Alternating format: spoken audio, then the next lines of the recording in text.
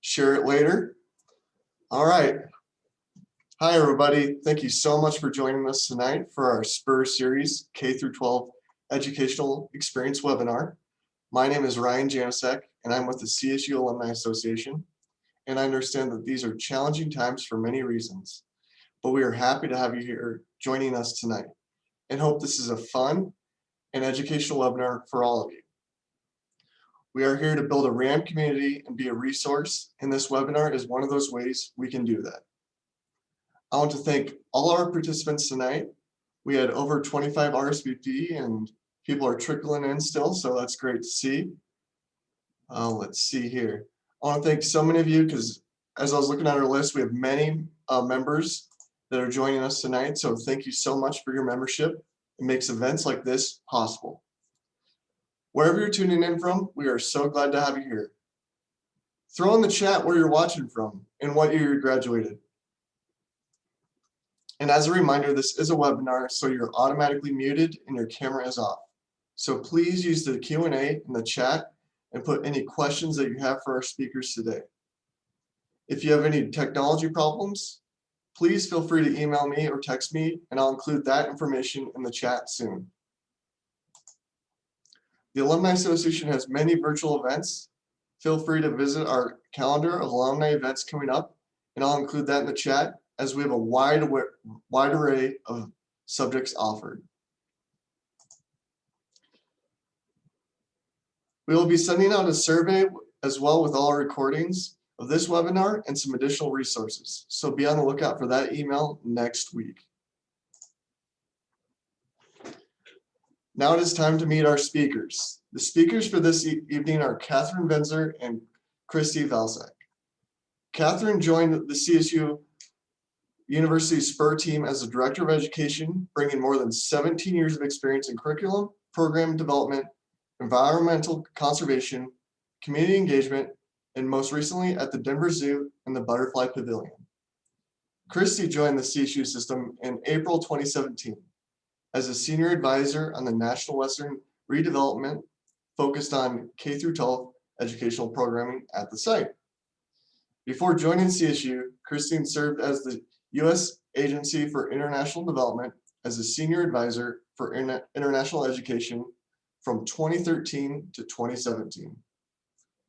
These are just a few of the accomplishments these talented ladies have done. They will share the latest updates on what role the Spur has in developing K-12 educational experiences here in Denver before transitioning to a discussion with those in attendance with the Q&A. Welcome, Catherine and Christine. Thank you so much, Ryan. Hi, everybody.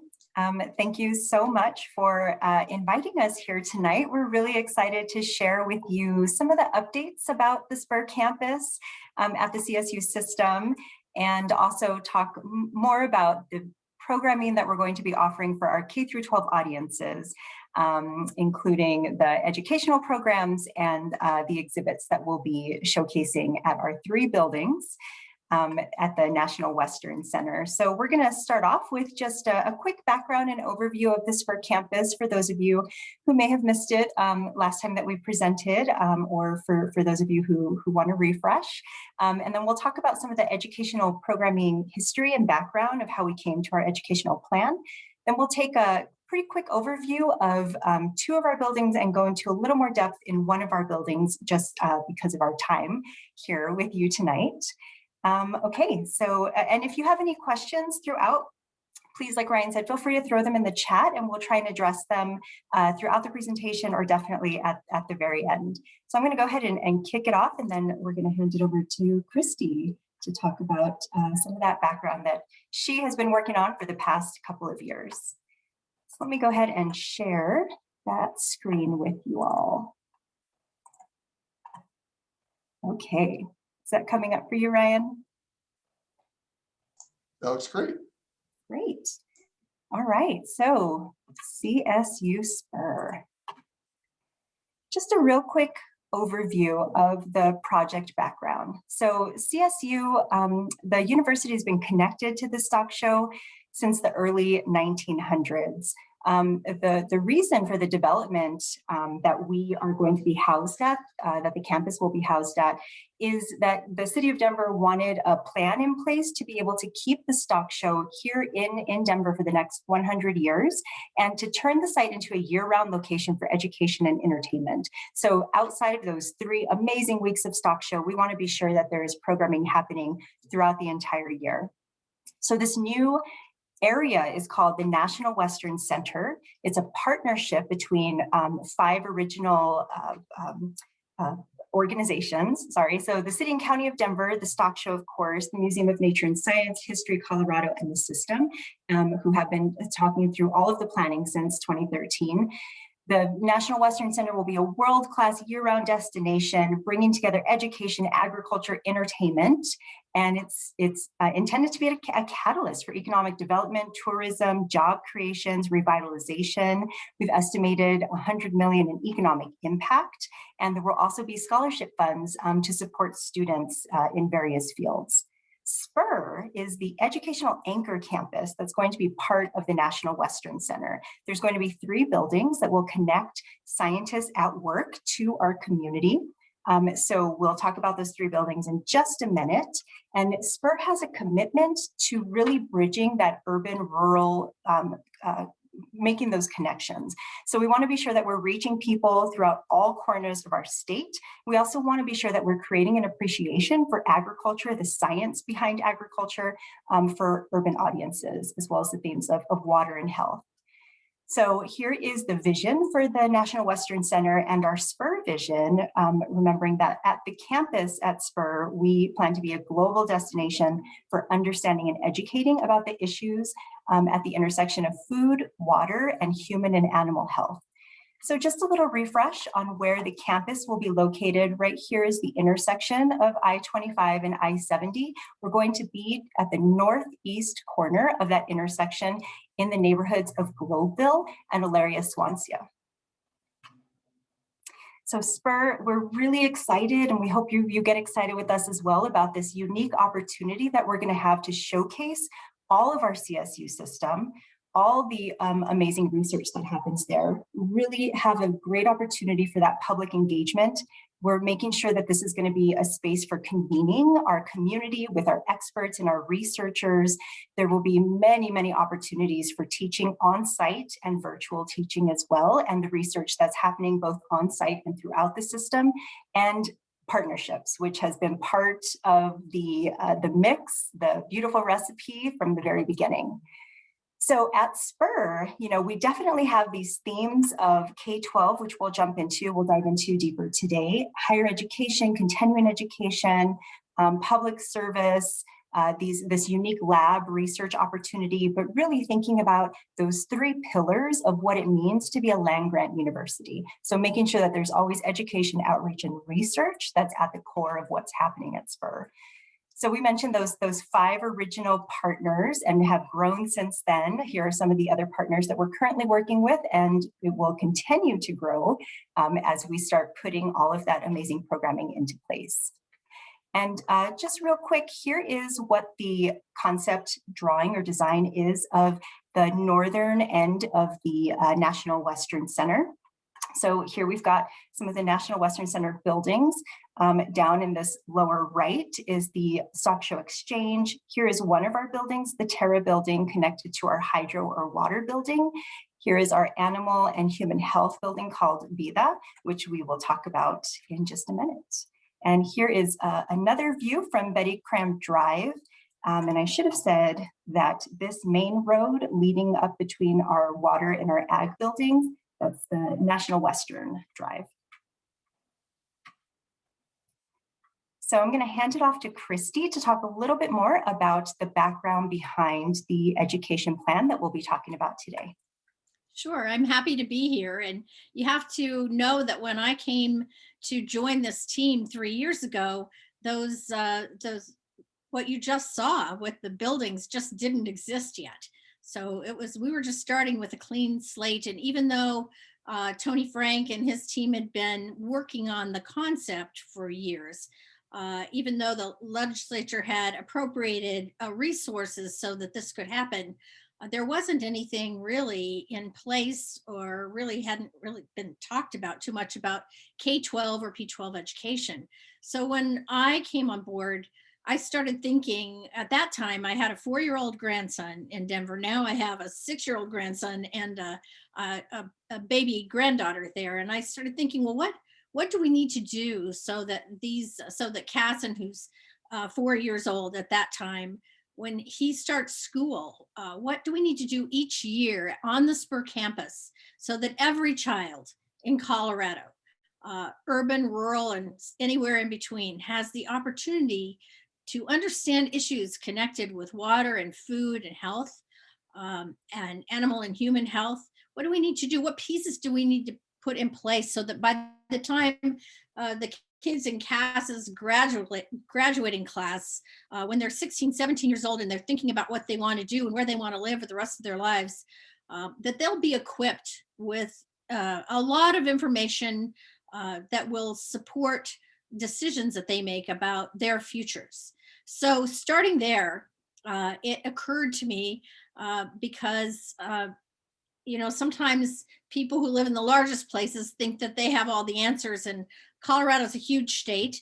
And we decided that what we needed to do before there were buildings, before we had an education plan, is that we needed to go out and actually listen to what people in Colorado might want from education at the National Western Center. So we, over the last 3 years, the first year we stayed pretty close to Denver, and we talked to, and Fort Collins, and we talked to people in our own institutions in Pueblo and in Fort Collins, in the Denver area, because this is going to be an urban campus, to find out who else was in this space, who was doing informal education, who was doing formal education in the area of water, food, and also animal and human health. We talked to a lot of people involved in nonprofits. We talked to our partners, but we also knew that we needed to go out around Colorado and actually talk to people in small towns, cities, in the eastern part of the state, the western, the southern. So we just headed out, and in the course of the last 2 years, we have visited 30 communities, and we really relied on CSU's, it's a land-grant university. They are connected in every community in the state, and we really relied on the extension, the folks in extension offices all over the state of Colorado to help us set up community conversations. And that was especially important. We have some hubs around the state. We relied on them also, but we wanted to talk to a wide range of people and just get a sense of what they were thinking about, what they would want for their kids and their families if they were coming to visit the National Western Center.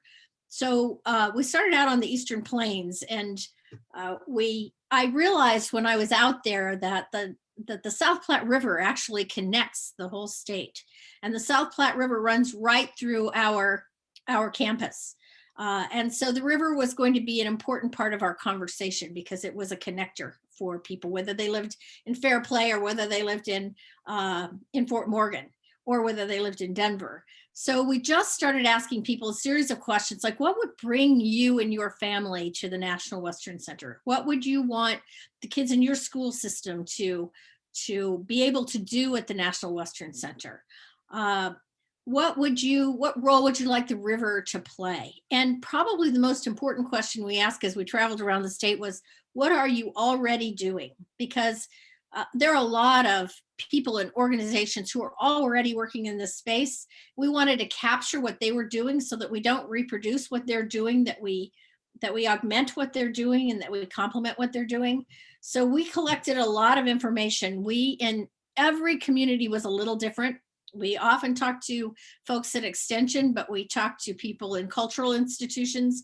We talk to local elected officials. We talk to teachers and administrators. We talk to tourism directors. We talk to farmers. We talk to alumni associations. So some of you may have been in some of those meetings that we conducted around the state these last few years. And we just gathered, we asked some questions and offered to have them, after they thought about it, get back to us as well. And we really gathered a lot. We hadn't thought about a lot of the things that people presented to us. And one of the things that we learned was that people really wanted people to talk about, they wanted professional development for teachers who might not know what was current in these areas, but they also wanted to address the urban-rural divide, I guess is what they would say, or issues that are connected to urban-rural around food and water and health. They also were very interested in, making sure that their kids realized there was such opportunity in these areas and what jobs they might have in the future that might allow them to stay in small town Colorado, but still have really great, innovative jobs for their kids. And a lot of people pointed out that there are a lot of people living in rural Colorado right now. And this is true all over the country, of course, but they're living in rural Colorado, but they don't necessarily live on a ranch or a farm. So they don't know that much about some of these issues. And it's really important to make sure that everyone in communities understands the challenges facing us in these areas, but also the great opportunity. So at the same time that we were gathering this information, we realized that the science standards for schools are changing in Colorado over the last 2 years. And we felt that was an opportunity because we could really connect with formal education in Colorado to figure out how, when students come to our campus, that they can actually be meeting the standards that are set for Colorado students. And really at the end in September of 2019, we brought all the people we talked to all over the state in these 30 communities and asked them to convene with us in Denver to talk about some big ideas, because Tony Frank was really interested in creating some big ideas that an institution with the reputation that CSU has could really address, and with the gravitas they have and the reach that they have around Colorado and around the country. So we brought all the people together to address 3 or 4 big ideas. And we knew at the time that, of course, there would be an everyday, a field trip experience, or families coming through to our campus, the Spur campus, who would want to have a really, what I call a super duper field trip experience. And we wanted to make sure that we honor that more traditional experience. But we also wanted to really identify some big ideas that might take us a while to really develop and work through. But one of the things we discovered in traveling around the state was that there are over 100 school districts in Colorado where there's at least one school, and maybe more, who do not have school on Friday or Mondays. They're going to 4-day weeks for all sorts of reasons, some economic, some cultural. So we felt, this group of people that convened felt that we could actually make a difference in that space if we provide some STEM opportunities, both formal and informal, on Fridays and Mondays, and that we can use technology to do this. We can use our hubs to do it. We can use extension. We can bring people to our campus. But one of the things we realize is that people also want us to come out to them. And so there's a synergy that would go between rural and urban that could happen on our campus that might not be able to happen if we didn't have a facility like the one that we're building. We also realize that we'll be one of the only cultural institutions in the country that actually has a river running through it.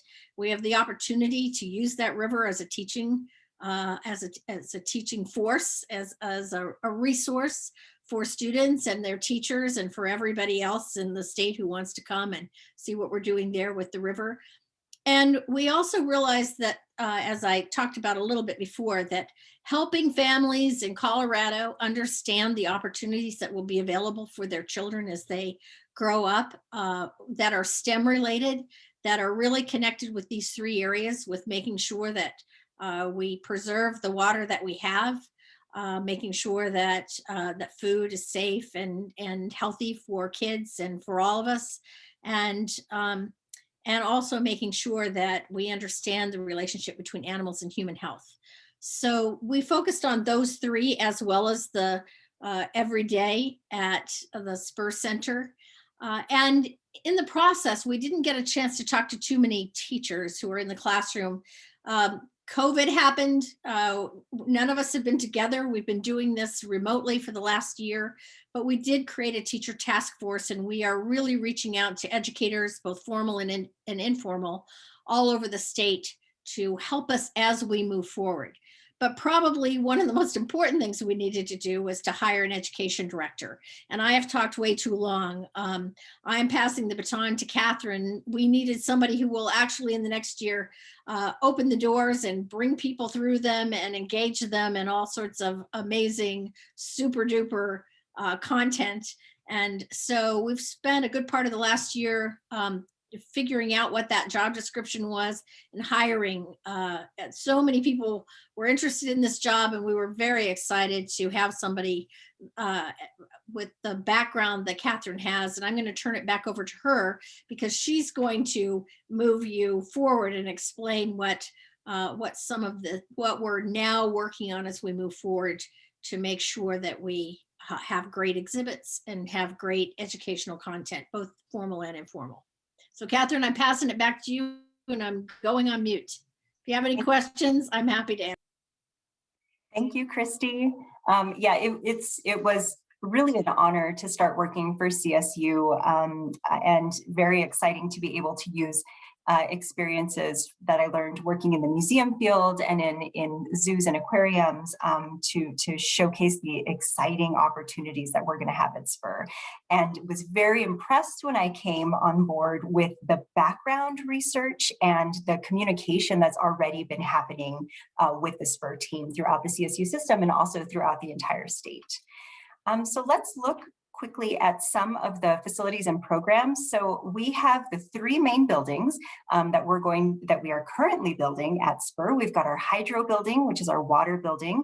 Our Terra building is our food and agriculture building. And then we've got our animal and human health building, which is called Vida. So real quick, looking at the development timeline, our first building, Vida, is going to be open in time for Stock Show, January 2022, as will most of the Terra building, the food and ag building, and our water building is slated to be open in fall of 22. So looking at that first building, the hydro building, just like Christy was saying, the importance of that connection to the river, the importance of water and how water connects us all over the state, all over the world, really. But you can see that in the architectural design here at the hydro building with that cross section of a river eddy. And you can really see, the flow and the connections to water that we're going to be showcasing at the hydro building. This is just an overview of some of the programs, the partnership programs, the educational programs, the research and teaching opportunities that are going to happen at the hydro building. Looking at the K-12 experience and programs specifically, just like Christy was saying, just like we heard on those listening tours, we really need to take an opportunity to have that experiential learning or immersive hands-on learning through our access with the South Platte, right? So we can create river programs, not only at our campus, but we can also showcase it throughout programs, in programming throughout Colorado. We've got that connection, that direct connection to science that's happening at Spur, and we'll show you in a bit how we're able to really showcase those research opportunities that are happening throughout CSU at this new campus. So looking at some of the programs, we're going to have teaching lab opportunities, classroom spaces, outdoor spaces, and of course, that river access that we've been talking about. We're also really excited that there's going to be this flexible theater and event space that will have a capacity of 300 people. So really thinking about Spur, this CSU campus in Denver as being that convening resource for everything happening across CSU. This is a artist concept drawing for the backyard experience at the hydro building. So working with the College of Agricultural Sciences, the horticulture and landscape architecture experts to build this, again, this opportunity for us to talk about landscape design, to talk about the importance of water, living where we do in Colorado, and making those opportunities for that hands-on programming and learning that you're going to see at Spur. We're also going to have art installations. So a portion of the funding is going to 1% for the arts. So I believe there are 7 different installations that are planned. This is one of them for the hydro building, another one that you'll see in the backyard, a mural at the hydro building, and a really amazing light art installation connecting 2 of our buildings together. The second building, and so that we again are going to spend a little bit more time looking at the Vida building, which is the last building that we'll talk about. But I hope that you invite us back to talk about the Terra and Hydro programming that's going to be happening in those buildings, because there's so much to talk about. We can't fit it into just one talk. So this is the Terra building, again, the Food and Agriculture building. And this is a view from the front, and you can see that connecting bridge as well. This is an overview of the programs that are going to be happening. Again, some of the opportunities that are going to be showcasing the research that is happening and the professional food careers that you'll see as well. So this is a view of the lobby space where guests will be greeted. This is another concept of how we're planning to connect our audiences to the agriculture sciences. So not having a live cow on site, but using our exhibits and our design partners to create that opportunity for investigatory experiential learning. Like I briefly mentioned, we're going to have those windows into the teaching kitchen and laboratory spaces. So again, an opportunity to really see those professionals at work, to engage with them, ask questions of the educator staff that we will have on site as well. On the top of our building, at the Terra building, we'll have a green roof as well as a greenhouse. Again, thinking about programming that's going to connect them to not only what is food, where does food come from, but what is the future of food? Thinking about programming that's really going to have an opportunity to talk about what is controlled agriculture, how are we moving to those sciences, how are we doing things like using, cow manure to create different types of energy and create different types of plastics that we need in our everyday lives. There's such amazing research that's happening throughout the CSU system, and Spur is going to be that platform for raising awareness for what is happening.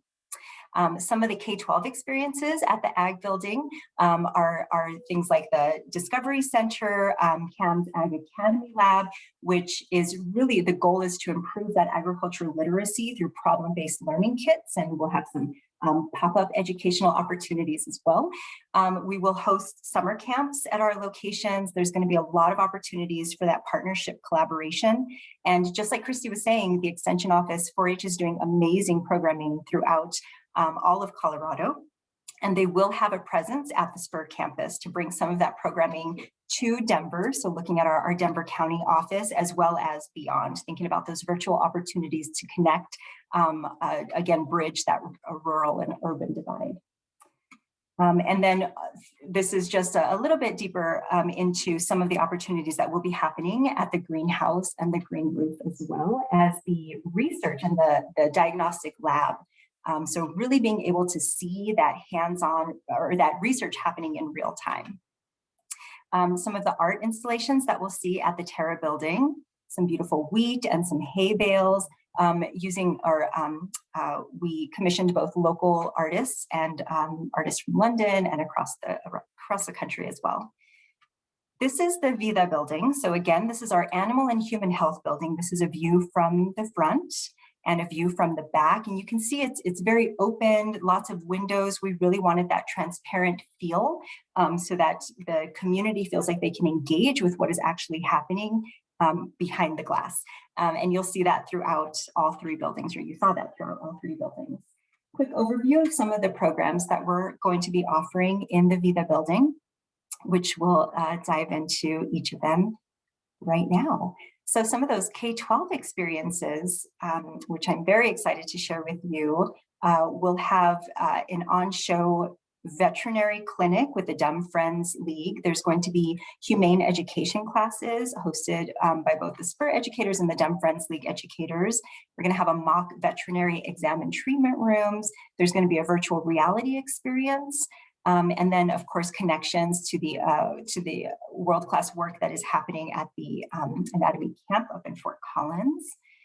This is a bird's eye view of that first floor of the Vida building. So again, we're just going to take a few more minutes just to talk more in depth about programming that you'll see throughout this experience. And when I say programming, I mean the actual programs, talks, educational engagement opportunities that are going to happen with students, as well as any age guests, so learners of all ages, as well as the exhibits that we're going to be designing. So I'm going to talk to you a little bit more about that. So this is the first floor of the Vida building. This is the main entrance in the lower right-hand corner. When guests come in, you'll see all this entire area. On the left side is the Dumb Friends League Small Mammal Clinic. And we will have 2 exam rooms that are going to be on view or on show, and 1 surgical suite. So guests will be able to see procedures happening live. They'll be able to engage with interpreters and veterinary staff as well. We will also have our mock exam and treatment rooms. This will be the virtual reality classroom space. And let's talk about each of those. So this, again, are those on-show opportunities for the Dumb Friends League Vet Clinic. And this is just a rendition of what it will look like when we've got our interpreter, our educator, who is answering questions, talking about the cases that we're seeing on the other side of the glass, talking to the veterinary team to say, you know, why did you do that? Or what are the next steps that we're moving toward? Really diving into what it takes to care for our dogs and our cats, what it takes to care for small mammals. And also using that opportunity on that deep connection that so many of our guests have to dogs and cats and animals in general. So being able to say, you know, it's within your reach, making it accessible, and really getting them comfortable and familiar with what veterinary science is, so that thinking about pathways like Christy was talking about, it's available to them, right? You can become a veterinarian, you can become a vet tech, and this is what happens in those fields. And then above, you'll see these digital monitors up here, which is going to be very nice to be able to show what it is that the vet team's looking at. So those radiographs and x-rays, looking at those different cases as they come up. This, again, just another view of what that first floor is going to look like. And this space is what I want to talk about next. Very exciting. We're going to have a mock exam room. So these 2 smaller rooms are the exam rooms, and then a treatment room. So some of the things that we've been talking about with the College of Veterinary Medicine and Biological Sciences are things like, what happens in a veterinary exam? What happens when there's a vet emergency, right? Who is it that makes up the veterinary team? So a lot of people, you know, being a veterinarian is extremely competitive. And while we want to make sure that everyone understands the path to take if you want to be a veterinarian, we also want to raise awareness for the many different careers and opportunities that exist out there today. So by having these hands-on experiential learning opportunities, again, we're making it more accessible, we're making it more relevant, and hopefully really sparking that interest and engagement.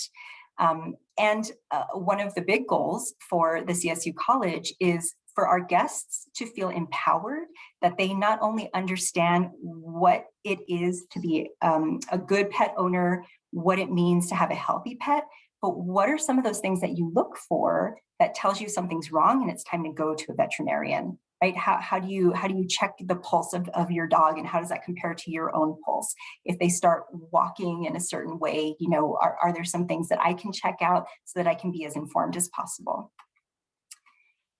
So what you'll see in that space, you know, we'll have some light boxes, we'll have some tables and just the furniture that you would see in a common exam room. Just a quick closer view of what one of those pieces might look like, the anatomy of a dog.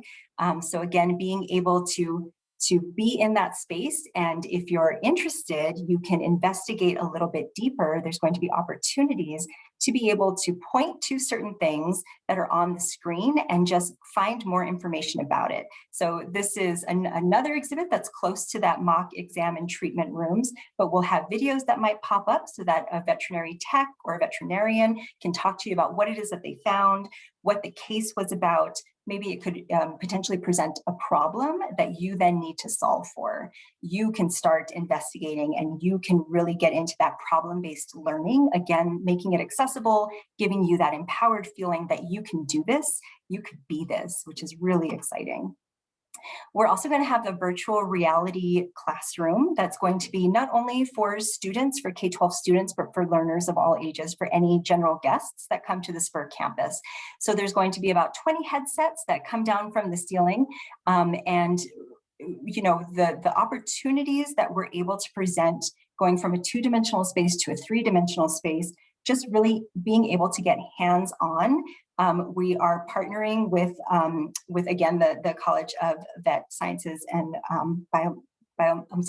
Veterinary Medicine and Biological Sciences, and the virtual reality anatomy lab that the software and the hardware that they're using to teach future medical professionals. So this is what you would see, for example, with the anatomy lab program, looking at the human brain, and then being able to take it apart piece by piece and discover lesions, or if you had questions about certain parts of the brain. So imagine being able to do that with animals, being able to do that with potentially a dog that you just saw having a routine exam.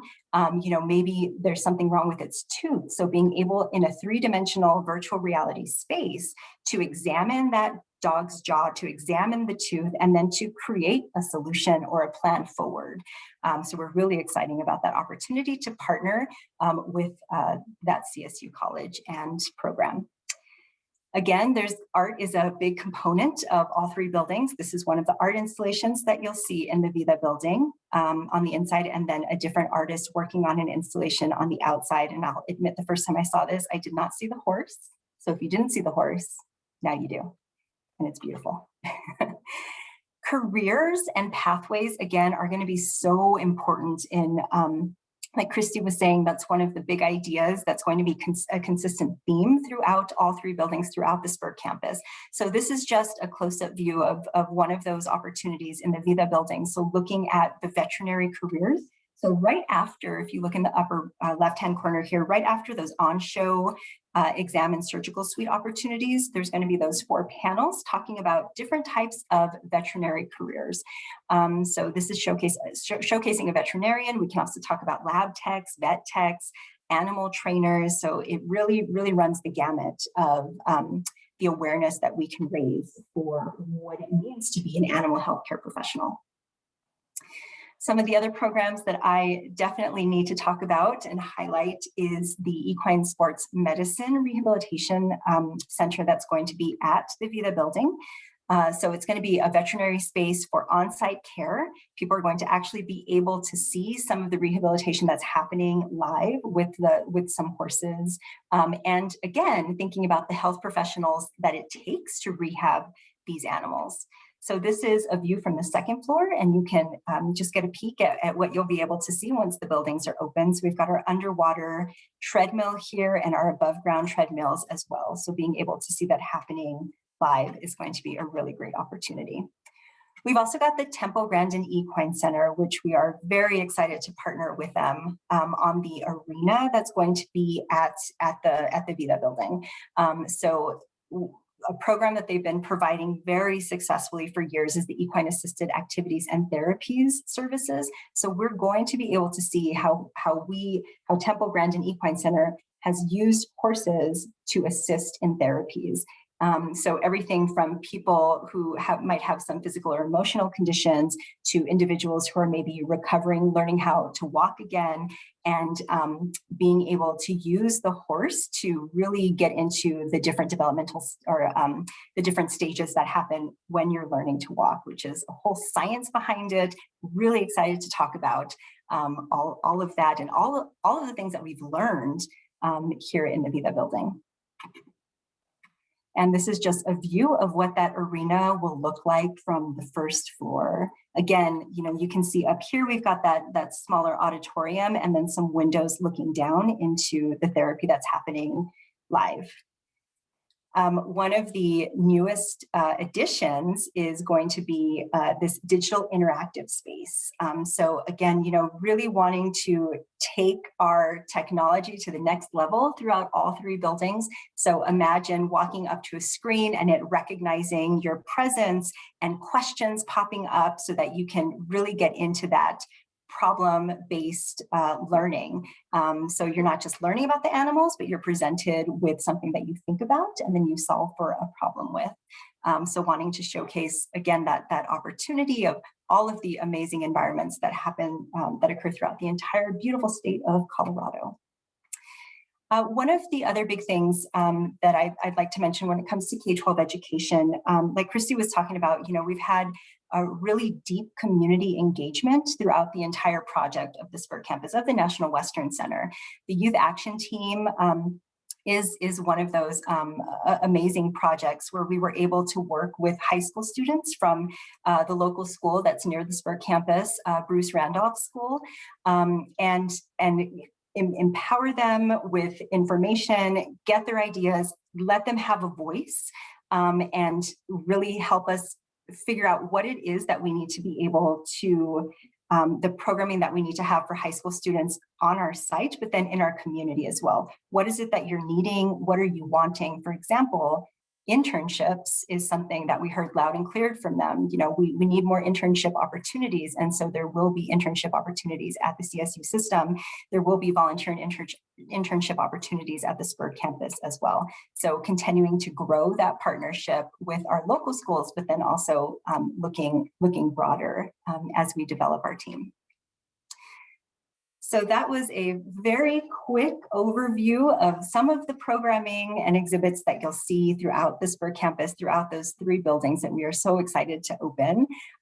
Again, you know, there's many ways to get involved. If you haven't been following the events that have been happening so far, please do.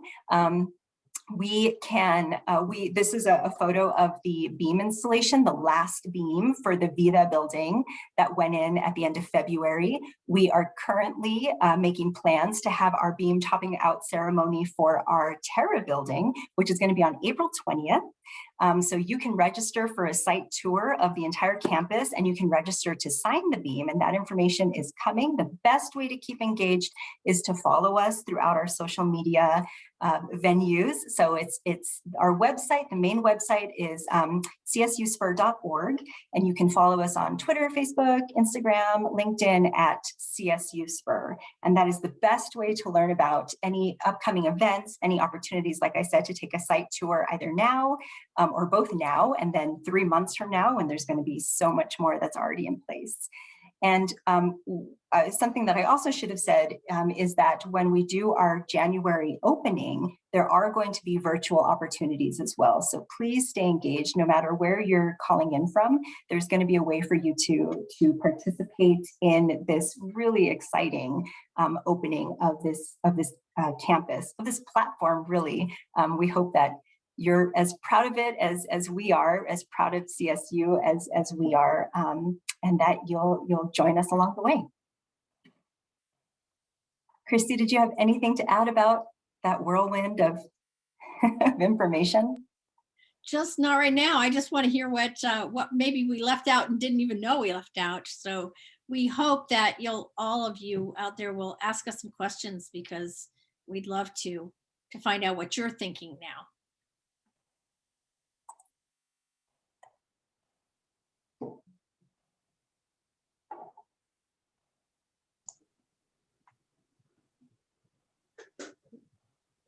One attendee said, very exciting. Thank you for all the information. Another thank you. Very excited. Great overview. Let's see. Ryan, I'm going to stop sharing. Is that okay, or should I? Yep, that's good. I think one of the things that I might mention is that we've learned a lot in the last year, and the way we do education in the future will not be the same, because we've been through this year of COVID. And we have discovered that even though we couldn't be together, we've found amazing ways to be together. And in some ways, I think it will be really enhance the programming that will be presented at the Spur campus, because it means that we can connect to people all over the state. You don't necessarily have to come to the Spur campus to be doing Spur campus activities. So it may be that we'll be connecting students from Loma to students from Steamboat Springs, to students from Lamar, or to Yuma. And they may be actually presenting content to each other about what they're doing on a ranch, or how they're raising peaches, or whatever it is that they're doing, how water is as important or different in Fort Morgan as it is in Fairplay or someplace else along the Platte. So we're going to be able to use technology, and we've discovered a lot of ways to do that in the last year. So I think it should be a great connector as we figure out, because it doesn't just have to be happening on the Spur campus. We have connected to other campuses, other university campuses, and we've connected to the people on those campuses. And so it might be that in Durango, where there's a new water center with the college there, with Lewis. I've just lost the name of the college in Fort Lewis, maybe in Durango, but we just have the opportunity to connect people all over the state. And I think that's the real, that is just amazing, and will really make a difference in talking about these issues. Yeah, and thank you for saying that, Christy. And just like Christy mentioned before, My River is one of the big ideas that we are going to be, one of the big ideas that will be at the Spur campus. So thinking about how we connect to the South Platte River, but then like Christy said, how others connect to rivers and streams in their own communities. And because CSU has that broad land-grant university reach throughout the entire state, we have programming that's happening throughout the state. So being able to connect and learn from each other and use technologies that we've learned during this time and beyond, to be able to make those virtual connections. Everything from BioBlitz that we're doing, which is gathering that information about the flora and fauna that we see at a river or a stream. We've tested some of that at the new Spur campus. Recently, we're doing another installation of that in April, with the hopes that we can open that up to the public. So really giving even opportunities for citizen science when we have that access to the South Platte. So how can we take what we've learned working with those CSU researchers on the data that we've collected for some of the plants and animal life that we see throughout the river? How can we take that information and share it with the rest of Colorado? And then challenge other schools, other students to collect information as well. So really building that foundation for citizen science. That's just one example of what we might be able to do with this, with having Spur as that platform and then branching out throughout the entire state. Cool. Kelly had a question. She said, you mentioned viewable kitchens. Will visitors be able to watch research and development with the new foods and products? Yeah, thank you for asking, Kelly. That's a great question. So we actually will have tastings that are happening in the Terra building. So we are in talks right now with how that's going to happen. What's the frequency going to be? Could we post a schedule of when that's going to be happening? New recipes that we're going to be trying. So really having that all sensory experience, or as many senses as we can. But yes, definitely that's going to be part of it. And we also hope that the various parts of Colorado can come to showcase various food opportunities, whether it's, no matter what it is, whether it's beers or whether it's peaches or whatever the food that is produced, beef, potatoes in various parts of Colorado. A Chile cook-off. Yeah, definitely. Get me hungry. I know. Well, with the current situation, can people visit right now, or is it very limited on visiting right now? Thank you for asking, Ryan. So yes, we are definitely following those small limited group sizes right now. It's a muddy construction site, but there are opportunities to sign up for a tour. If it's snowing, I don't think we've rescheduled any tours, but we'll probably have some sort of weather plan in place. But please do follow us on social media so that you can see when the next opportunities to sign up for some of those tours will be. So it's not an open site right now, but you can register for a tour. Whoops, I copied the wrong link. I was going to put your guys' link in the bottom again. Please do. One of the things that we didn't show were the fly-throughs of the buildings. So if you go to csuspur.org, one of the first options that pops up is clicking on each of the buildings, and the buildings have, the Vida and the Terra building have these amazing fly-throughs so that you can see what it is that we've envisioned, how it's changed, and just share the information with others as well. We really want to be able to raise that awareness for what it is that we're doing at Spur and how it fits into CSU. And just like Christy said, we're not trying to reinvent the wheel here. We're trying to find new and exciting ways to make those connections and really be that platform for showcasing the awesome work that's already happening and growing it. So I really see the programming happening at the Spur campus, but that there may be things that are already happening out around the state, and we may be sending people to those. They may be connected to Spur and collaborating with Spur, but people may be traveling to various parts of Colorado to either participate in programming or to actually, we saw some amazing things happening, and there are ways for us to highlight those things and make them part of this very large collaboration so that we can highlight what other people are doing. It doesn't have to be all about us at CSU or all about the Spur campus in Denver. So I think there are any number of ways that we can expand and actually use some of the amazing things that are happening out around the state to do that. And some of the professional development opportunities that are happening around the state as well. Mm-hmm. Kelly had another question. Will there be rentable space for private parties, receptions for the community?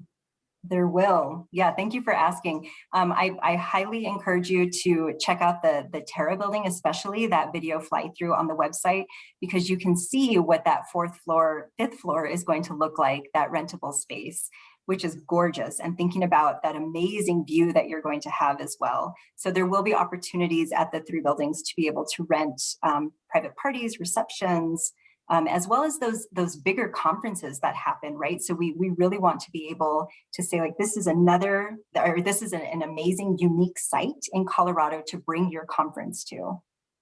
And there also will be, there's a suite of apartments, dormitory rooms. So if we have 4-H officers, we have FFA officers, for instance, who are scattered around the state and they need to spend time together and be in one place, then they'll be able to stay there. Or maybe veterinary students coming down from Fort Collins or whatever it happens to be.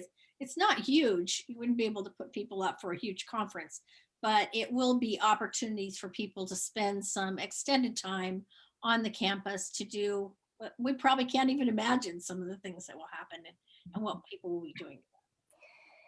And for any of you that are on the call right now that have done formal or informal education, you know how important professional development is as well. So just like Christy was saying, this is going to be a great opportunity to have professional development programs for our formal classroom teachers and our informal educators to add an immersive experiential site as well. And there's already such great professional development that's happening throughout the CSU system. So having Spur as that site to offer even more programming.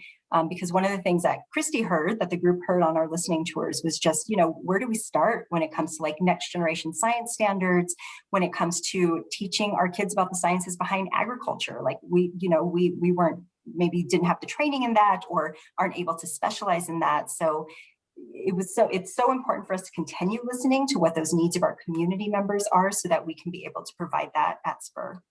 When we got back from one of our listening tours, we received an email from a teacher, a 5th grade teacher, I think, out on the Eastern Plains. And she said, I'm not from Colorado. I teach math in this small town. And I don't know about ranches. I don't know about ditch riders. I don't know about pivots. She said, I don't know about these things. And I teach math and I would like to incorporate the culture of this community into what I'm teaching. But she said, there are just so many of us who weren't born here, and we need to understand the culture of the state and understand the importance of water or lack thereof and what the issues are that are connected with this place that we plan to spend the rest of our lives. And I think that's unique to a certain extent to Colorado, because there's so many people who want to live in Colorado, that there's this influx of people who weren't born here. And that really does make a difference. And we need to involve them and help them understand what the opportunities are for their kids as they're growing up. Because if you're like most people, you want your kids to be able to choose to live in a small place. But you also want kids in Denver who have not had the opportunity to understand agriculture, to understand they can be in agriculture too, that agriculture is a whole bunch of things. that it isn't necessarily the traditional view that a lot of people have, that you're out on a tractor someplace in your seed corn cap, right? Or you're out on a ranch, but you can have vertical agriculture. You can live in a city and raise chickens. You know, there are all sorts of things that you can do. But you can also be part of agriculture as an engineer, creating a new irrigation system, or using drones to figure out new ways to grow crops. So there are all sorts of opportunities, and we need to expand. We hope that we can expand the idea of what people see as agriculture, and that STEM and agriculture are no longer two separate things, but they are something that is one and the same. So all those amazing things that Christy was talking about, we can definitely do an entire other program about how we're going to bring that to life at the Terra building, from drones to vertical gardens. Because actually this campus will be the only urban hub that CSU has around the state. So we have a commitment, because it's in an urban area. Part of our commitment is to helping people understand, people who live in urban areas, people who may not have thought that agriculture has anything to do with them, to make sure that they understand that they certainly do have opportunities there. Absolutely. Does anybody else have any questions for them? We're getting to the final few minutes, and we'll just open it up again if anybody has anything. Otherwise, we'll wait a couple seconds here and see if anyone else has any other questions. Or any questions about the National Western Center as well?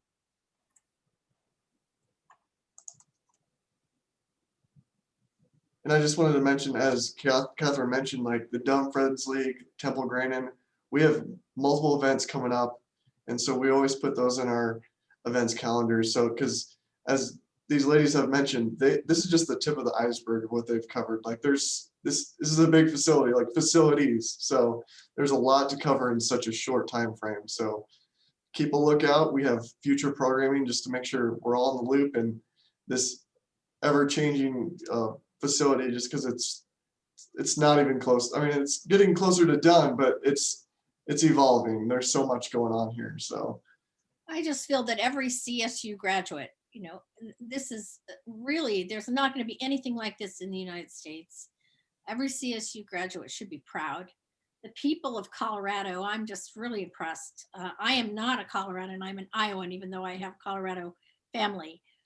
But the people of Colorado appropriated $250 million so that CSU could build these 3 buildings. And for that's so insightful, it's so forward looking, that you should all be proud as citizens of Colorado, if you are, and certainly graduates of this university, because it's really an incredible place.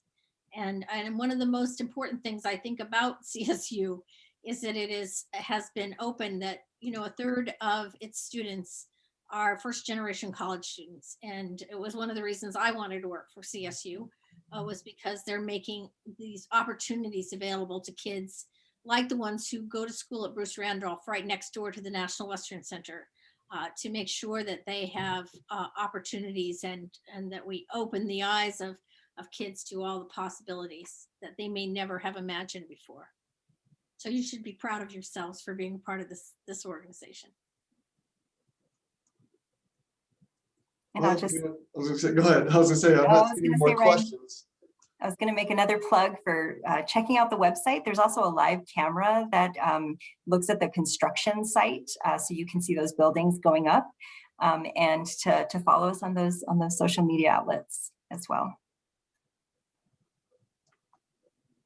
Perfect. Well, if anyone else has any questions, otherwise, we are right at 6:30. So I just want to thank everybody for attending. Thank you so much for all the information, ladies. This is very informative, and I know there's more to come.